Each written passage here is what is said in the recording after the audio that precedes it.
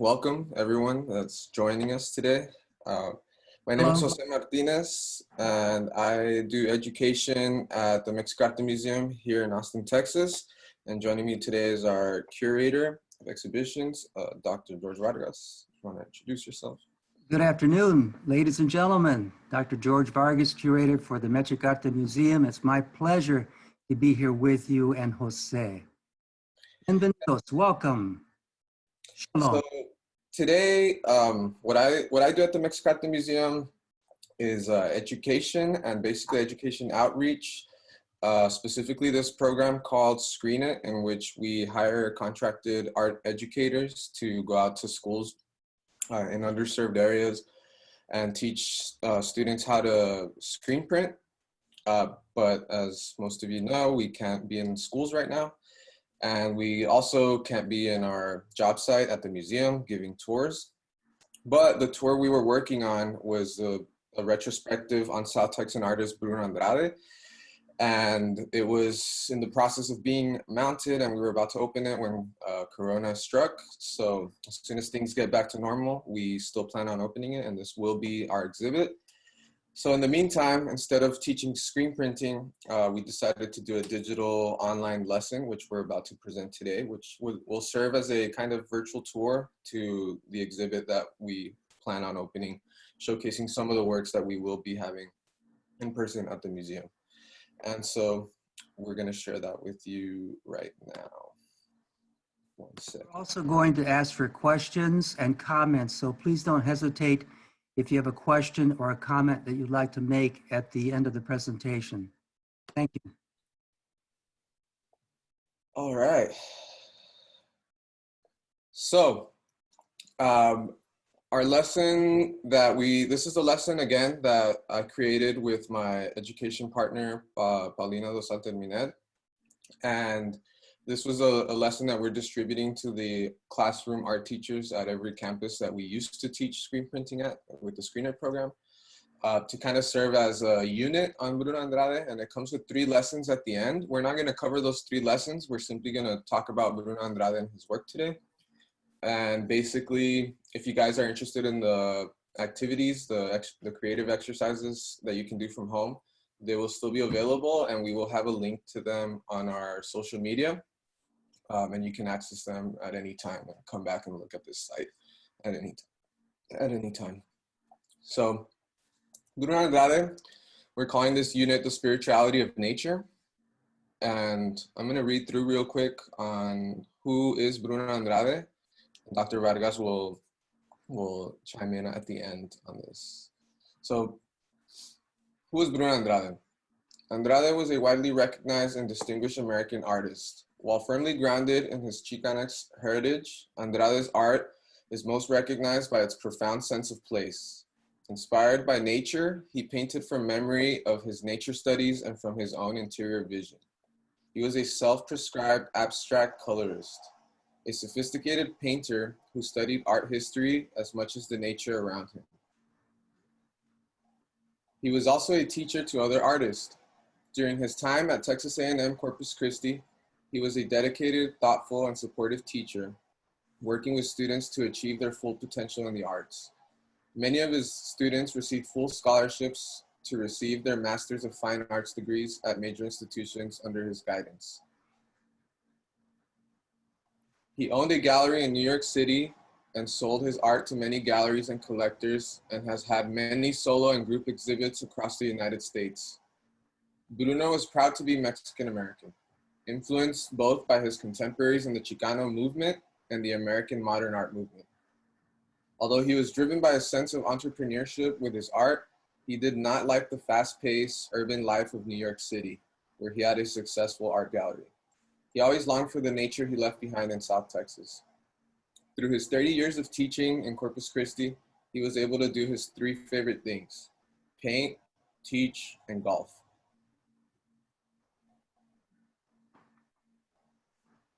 And there's a quote by Bruno. I don't know if you'd like to read that one. Can you read that, Jose? Because I can't, the screen is blocking it. Okay. So a quote by Bruno, he says, "I feel that I must come to nature and not let my art get in the way. Nature is a living force that projects so many feelings in me. My interaction with the Corpus Christi environment provokes a dialogue with nature that allows its spirit to pass through the art.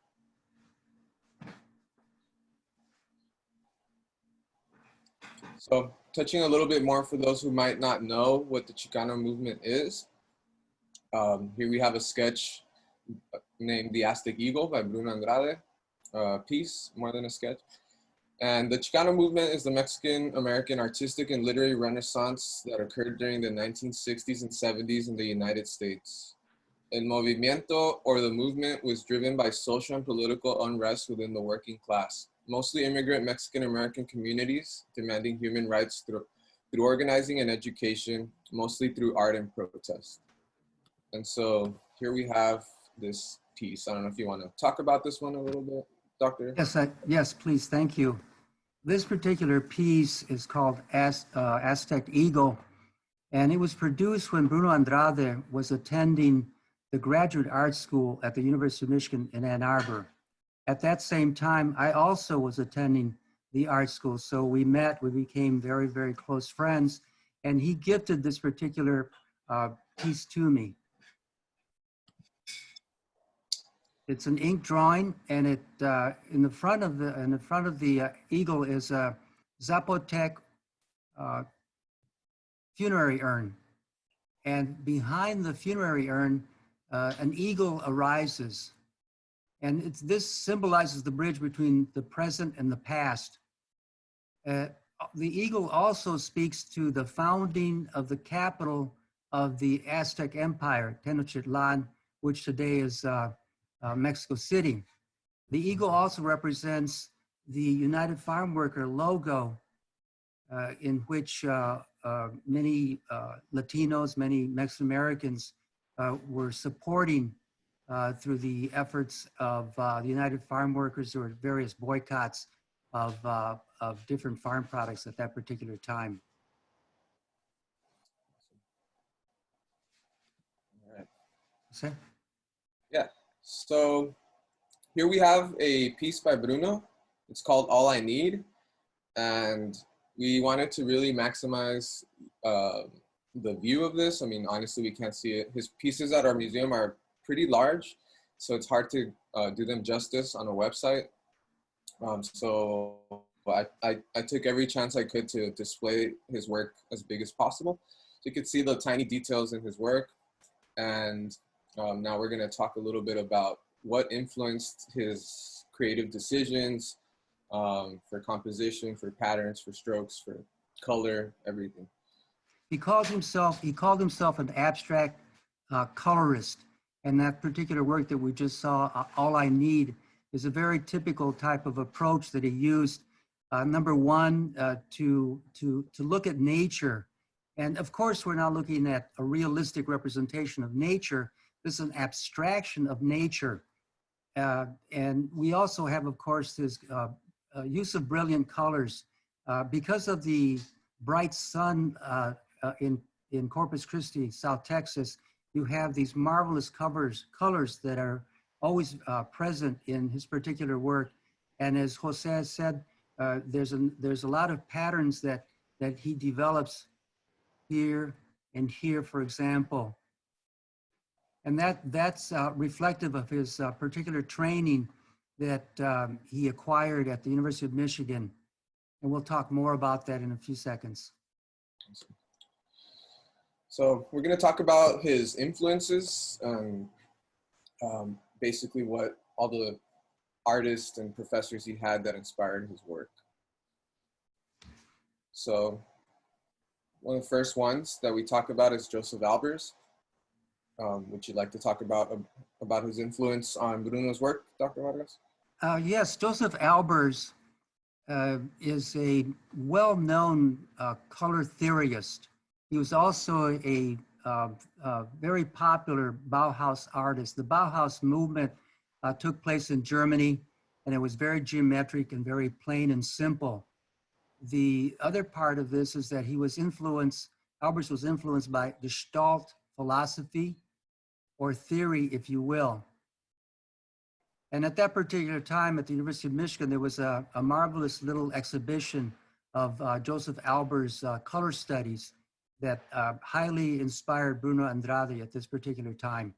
And you'll see this theory of Josef Albers in a lot of Bruno Andrade's color experiments. Yeah, I feel like color palette wise, he referred to Albers a lot.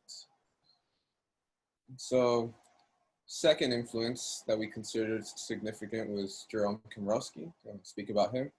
Yes, Professor Komorowsky, along with Professor Albert Mullen, were two very important figures in Bruno Andrade's studies while at the University of Michigan art grad program. Komorowsky and Mullen were very close friends with Hans Hoffman, and we'll look at him in a minute.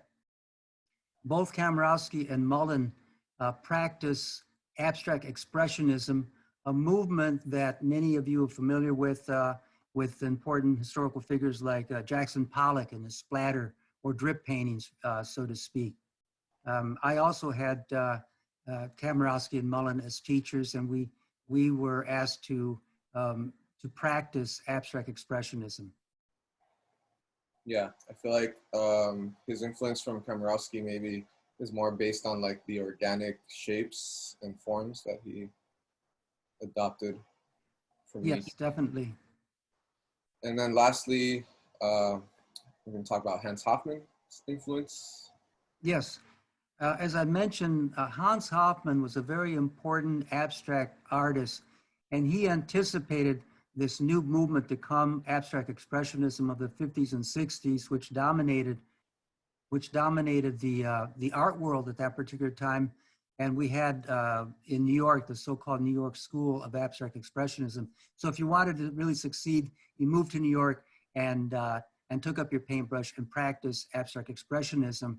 Hans Hoffman, as I mentioned, was a mentor to Mullen and Komorowsky. And there were a number of ideas besides his abstract techniques that Bruno Andrade utilized. One thing that was very important with Hoffman is that he inspired emerging artists especially to look at nature by which to receive inspiration for their abstraction in their art. Yeah, and I think Bruno's almost literal interpretation of that direction. And so we wanted to also draw contrast with, because I feel like personally, my experience with Bruno's work was, when I first saw it, I mean, it took me some time and some exposure to it to really start appreciating it more than at the beginning, at surface level, first impressions. Because I feel like when we hear the word Chicano art, we always think of identity politics, and the Chicano struggle, which has been very prolific in the whole movement and the whole art scene. And so just to kind of draw some contrast on what other Chicano artists were doing at Bruno's time, here we have a piece from Santa Barraza, and here we have a piece from Carmen Lomas Garza, Nopalitos, and then another piece by Amado Maurillo Peña Jr. And so do you want to speak a little bit about how Bruno kind of stood out? Yes, I'm glad you mentioned the preconceived notions that a lot of people still have about Chicano art. Many people believe that Chicano art is only social commentary or protest art. And this is not the case. As an art historian, I opened up the aesthetic for redefinition. So the aesthetic not only includes or features these historical paintings from that period devoted to social commentary or protest art. Also, we have what I call personal art that really is best represented by artists such as Bruno Andrade, who is really not part of this particular scene, but still part of the aesthetic or the genre by this redefinition that we encourage other people to look at and they themselves would redefine what this cultural identity means, Chicano, and what this art genre means, Chicano art. These three artists, Barraza and Garza and Amado Peña, all three of these are very, very significant, popular, famous Chicano artists, not only in the United States, but in the world, because now Chicano art has taken on this universal expression as more and more people in the world are becoming very aware of Chicano culture and Chicano cultural expressions that are created by these kind of three artists. And this is, these three artists, just by chance, attended Texas A&I University. And they went on to become these artists. Bruno Andrade also attended Texas A&I University, and eventually he transferred over to University of Michigan as a grad student. So Texas was the birthplace for this kind of Chicano art, and there's two cities that are contesting for the birthplace of Chicano art: Kingsville, Texas, and El Paso, Texas. Yeah, and so I think one, I was talking to Dr. Rodriguez when we were rehearsing this, one strong one trait that made Bruno's art stand out amongst his contemporaries in Chicano art was the absence of a human figure, of human anatomy that is always present and kind of relating the piece back to the identity, the struggle. And I think that's what was kind of not interesting me at first in Bruno's art, but then that's now the thing that I enjoy the most about Bruno's art, is that it's a different... Real quickly, can you scroll back up to Santa Barraza? Yes. Let's point out to our viewers, you all probably are familiar with the Virgin Mary, or known in Mexico as the Virgen de Guadalupe. The Virgen de Guadalupe is a very inspirational figure for many artists, especially Bruno Andrade. You're not going to see the Virgen de Guadalupe represented in her human-like form. You're going to see her symbolized in different ways, and we'll talk about that in a few minutes. Yeah. All right, so now we're going to talk about the inspiration on his work. I mean, obviously we know it's nature, but we want to know exactly, more specifically, where it comes from. So there's three sources that we identified for Bruno's work inspiration. First one was South Texas coast. And so I'm going to read through it really quick, and then we'll talk a little bit about the comparison. Andrade was aware that Corpus Christi is the heart of the natural environment, dominating South Texas, which flourishes as a large expanse of untamed wilderness. For many residents, Corpus Christi truly is paradise. It supports a wide variety of plants, such as the palm tree, live oak, black willow, orange, lemon, yaupon holly, bluebonnets, roses, and birds of paradise that grow wild throughout the region. Butterflies like monarchs and bees are attracted to the array of flowering plants. Here's a quote by Bruno.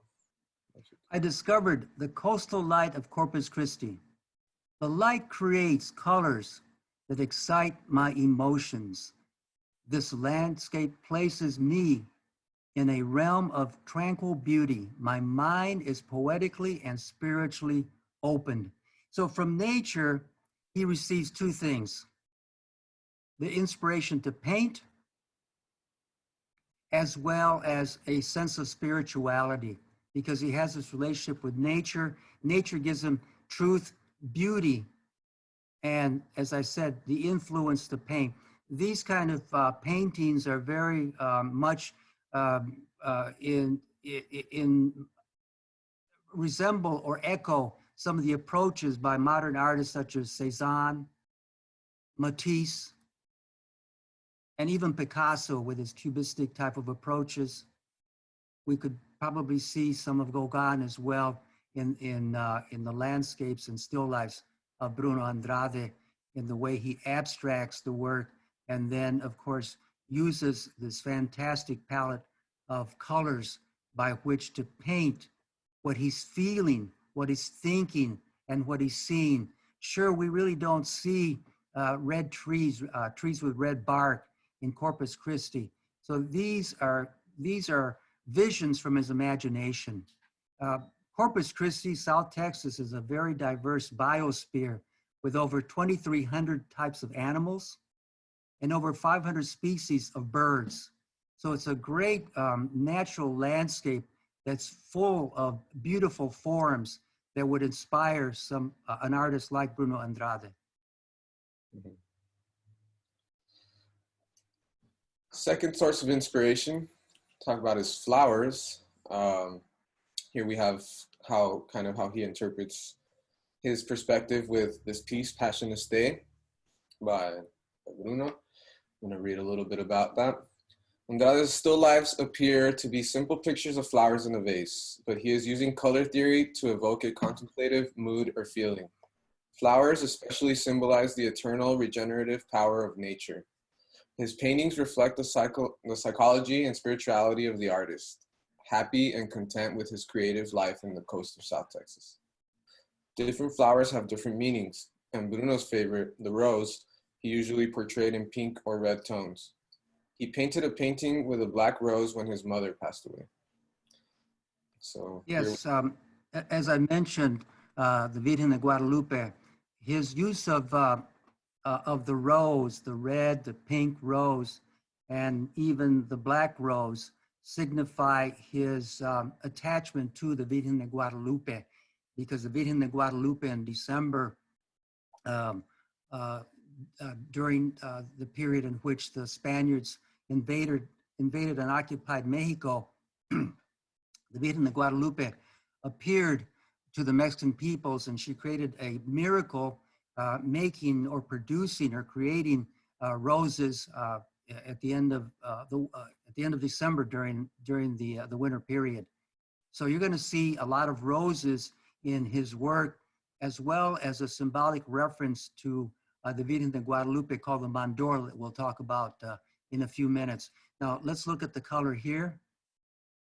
So we have this idea of color theory that he takes from Josef Albers and other color theorists of the modern era. And the thing about colors or color interaction, two things that we want to remember about this. Number one, that through color interaction, the intensity of colors changes. And number two, through color interaction, we can create a mood or a feeling or an emotion. And certainly we get that by looking at the work of Bruno Andrade. Here we have a contemplative, good feeling, so to speak, as we meditate on a very simple still life. And you'll see that it's the still life is right in the center, and we have tendrils with leaves on either side. And this particular approach is very traditional in Renaissance type of art. This is called tripartite division or three-part division, 1, 2, and 3. And we also have the use of curving lines, as we can see here, that complement the straight lines. And whenever we have curving lines, we recall the feminine principle. Curving line here, here, and here as well. Now also you have the use of chiaroscuro, which is a Renaissance painting and drawing technique. And it really kind of literally means a contrast between light and dark, or shadow, if you will. And so you have it right there. You have it over here as well. And he's attempting to give it a sense of three-dimensionality. But if you look carefully, you'll see a shadow on the pot on the left-hand side, but you don't see the corresponding shadow being cast over here. And that's the artist's prerogative or right by which to change things up, if you will.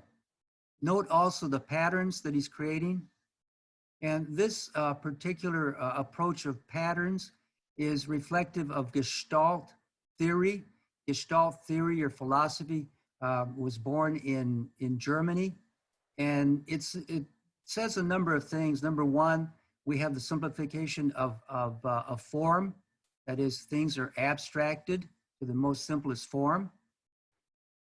We have the use of recognizable forms, a flower pot and flowers. And then you also, of course, have this use of color for interaction. Yeah. Yeah. I feel like this. The other thing that Gestalt theory asked artists to do was to use grid and patterns, as we can see here and here and here as well. Yeah. I feel like this piece is kind of perfect for the classroom, and that's why we chose it. It's because you can just ask so many questions about color theory, color schemes. We see the complementary red and green, the primaries, red, blue, yellow. Yes. And so he, you know, and you also have Bruno Andrade contributing to a long history of still life. Still life began way back with the Egyptians. We have an early example of Egyptian still life dated 15th century BCE. We also have the Greeks and Roman practicing still life, as well as modern artists. And then it fell out of favor during the abstract expressionist movement, but it was recalled during the pop art era with artists like Andy Warhol and Klaus Oldenburg, rejuvenating still life. And today it continues. Yeah. And so I think that's why at first it took me a while kind of for Bruno's art to ground me, and now it's just, I feel like it's a critical part of Chicano art because, yeah, like not too many, like, I know it was a question that we would constantly ask our professor in college as well, was like, are you a Chicano artist if you're not painting about Chicano struggles? And so I think we'll talk about that a little bit more at the end here. Lastly, his third inspiration was golf, right? Golfing. So I chose this piece, even though I don't know exactly if it was about golf, but out of all the pieces I was looking through, this one kind of gave me that feeling. It's called Part of the Plan. I think even the title kind of alludes to planning. Like, I mean, what kind of planning can there be in nature? Trees just kind of do their own thing, and vegetation grows at its own leisure. And I feel like here it looks like a golf course. It's open, so I feel like you also got to be planning kind of shots and stuff. And maybe like even during the planning in golfing, he probably would kind of take mental snapshots. And so I feel like this piece was kind of adequate for. Or a plan for your life. I can see this is either a picture window that we're looking through this frame, highly decorative, or we're actually standing on the hillside looking down into this vast valley. And this is very typical of Corpus Christi, South Texas natural environment. You'll also notice the red bark of this tree. We know that this tree is not red, but again, he's using his creative license, so to speak, Yeah. to call our attention to the tree, and then of course the vista down into the valley and up these hills, and then of course capped up with this marvelous sky. So this is a very representative of the approach that Bruno used in landscape painting. Yeah, and I think it's a very strategic trait is using contrast with detail.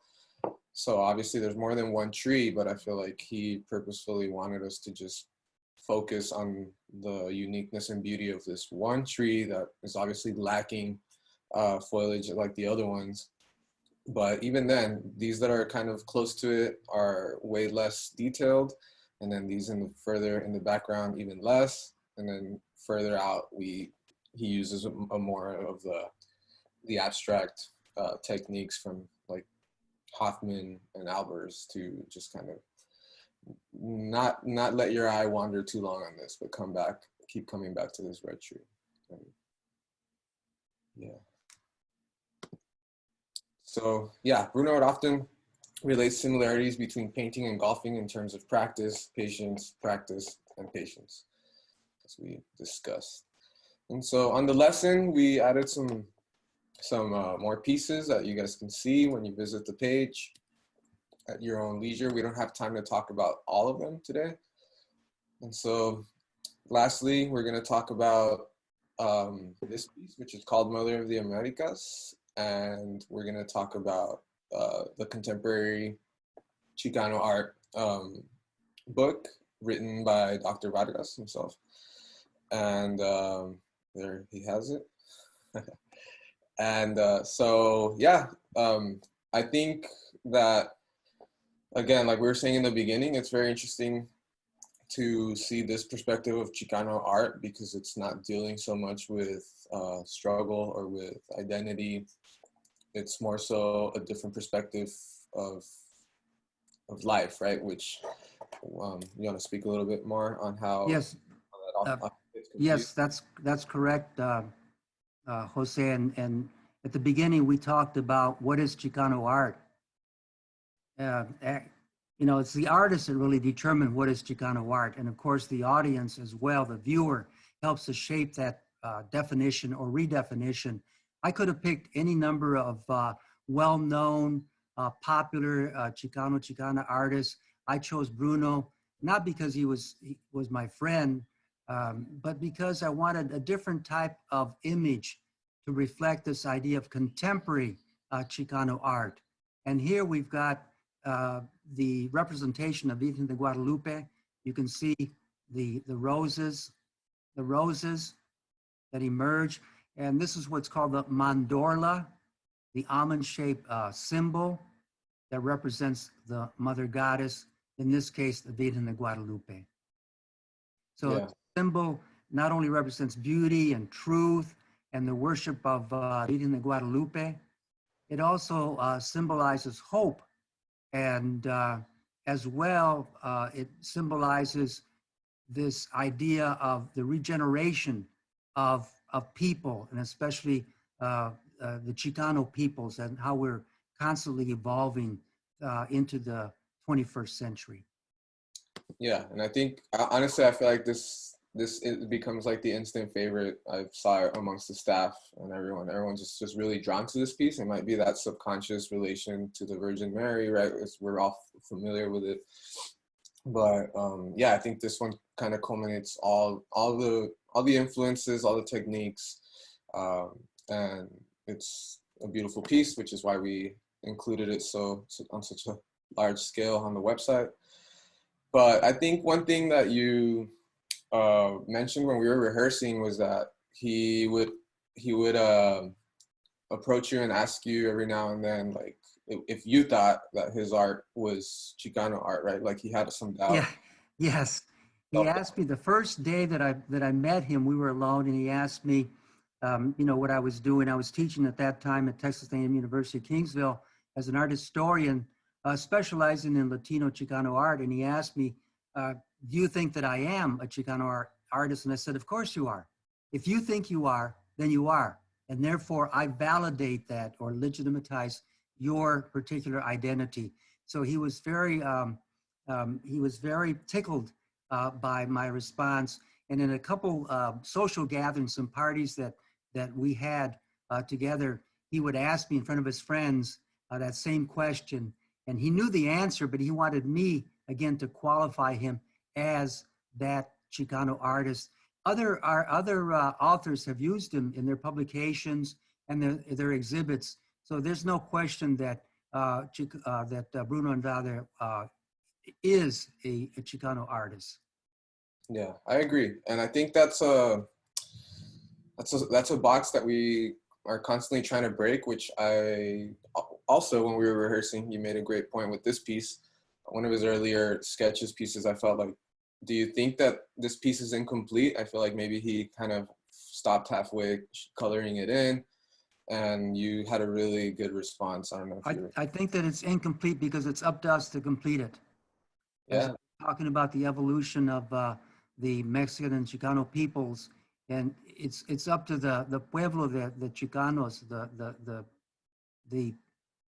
Chicanos themselves to, in their imagination, to complete this particular picture. of where we are and where we want to be throughout the 21st century. Yeah, and I think it's important for artists like Bruno to kind of break the molds and do something different, right? Like there's more to being Chicano than just always portraying the struggle, right? Like there's so many beautiful parts of being Chicano, our cultures, our traditions, our habits, language. And so he took a very interesting approach, which was inspiration and beauty of still lives in nature. Yes, so, and we have a very important celebration coming up, Jose. Cinco de Mayo, the 5th of May. And you'll see more about that from our museum and, of course, in the media as we approach that very important celebration, Cinco de Mayo. Again, that underscores the presence of Mexican and Mexican-American or Chicano peoples in the Americas.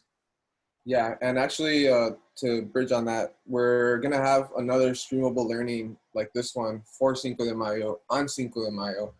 And it's honestly pretty awesome too, because before working for the museum, I, like many other Mexicans, Mexican-Americans, Chicanos, Tejanos, I thought that Cinco de Mayo was like overhyped by white culture, right? And I thought that if Mexicans celebrated it more than Independence Day, it was kind of like not. Yeah, I wasn't about it, and so until I started working at the museum, I learned more about Cinco de Mayo and its importance for the outcomes of both nations' histories, the U.S. and Mexico, and it's extremely important. It's mainly a Texan event, and I feel like even though it's celebrated nationwide, I think Tejanos in general should look into it a little more and understand that it should be celebrated, because Civil War could have ended up differently, right, if it hadn't. Definitely.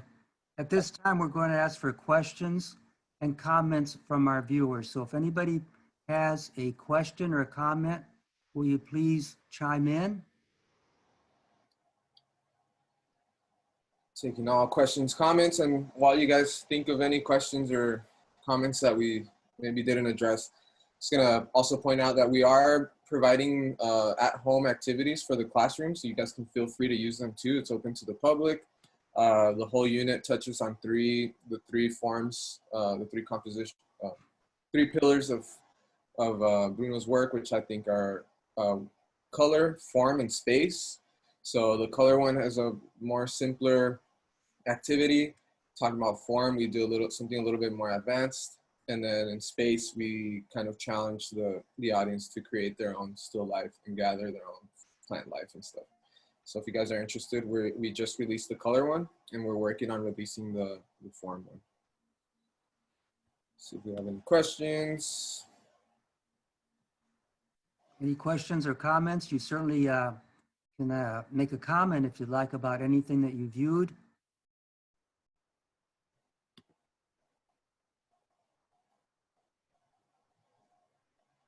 Thank you, Montana.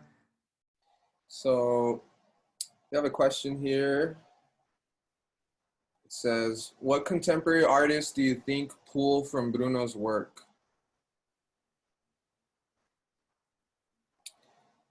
Well, we have a number of students that he taught who became their own artists in their own right. For example, his own son, Bruno Andrade Jr., Trey, worked with his father in making color studies, and now he's a color engineer for a major cosmetic firm. There's others like Fernando Reyes, Jose Diaz out of Corpus Christi, Grace Barraza as well.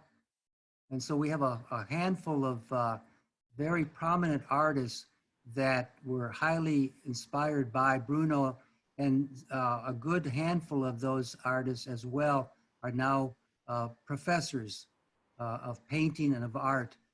And now they carry on the messages that Bruno had instructed them in. Yeah, I mean, I feel like my painting professor was a huge influence on me, and I'm sure many other students. So if he was a painting professor as well, right? At A&M Corpus Christi. Yeah, Yes. I feel like he must have definitely inspired a good handful of next generation artists we have yet to, whose work we have yet to see. Any other questions, comments?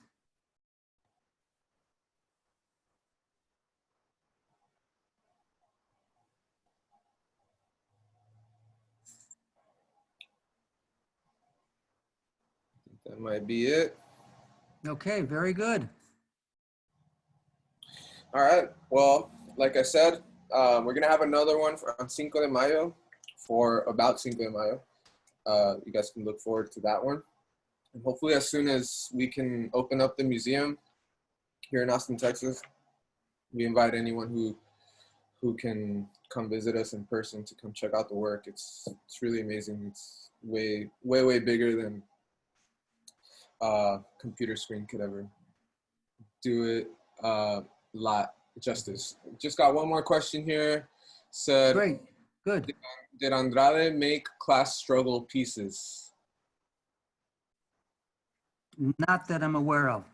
No, I haven't seen anything that deals with the Chicano movement, causa or cause, and the struggle for civil rights. The only thing that I'm aware of is that particular Aztec eagle that he gifted to me. He may have, but I'm not aware of it. He certainly supported the Chicano movement um, by being who he was and supporting any particular artist that wanted to work in that particular type of representation, that is social commentary or protest art, but only after they learned their other lessons as well. Yeah, like I said earlier, I think the one thing that stood out after I started pasting the other Chicano contemporaries, Carmen Lomas Garza, Santa Barraza, is that there's always human anatomy, right? There's hands or something, and in Bruno's work, you never see any human intervention, human anatomy in the pieces, and so There's just a few that I have seen that have a solitary human, but never in action. Always alone and sitting still or being very quiet, reflective of the quietude, the majesty of the natural landscape. yeah. So I think it's nice. It's refreshing. It's different because typically our museum I mean our collection is a high percentage of class struggle.